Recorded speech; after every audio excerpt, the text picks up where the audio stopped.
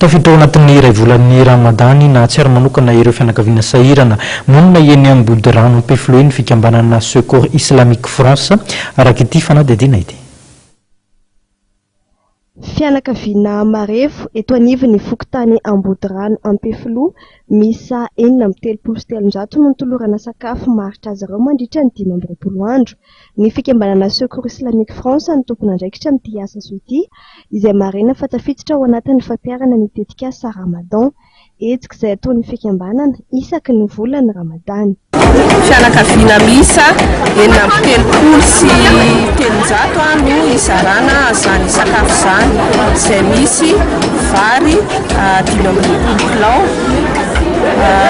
tsaramaso 10 kilao, tsiasisa 10 kilao, menaka 2 litatra, siramamy 1 kilao dia sira 200 grama. Ankoatran'ny teto ambody rano ampefilo dia nahazo anjarany ihany koa ny fokontany Tao Madinika Omaly. Ankoatran'ny tetikasa Ramadan dia manatanteraka tetikasa maritra ny fikambanana Secours Islamique France toy ny sehatra eo amin'ny fanjarian-tsakafo, ny fijerenany ankizy ary ny fampazoana raha fisotro madio.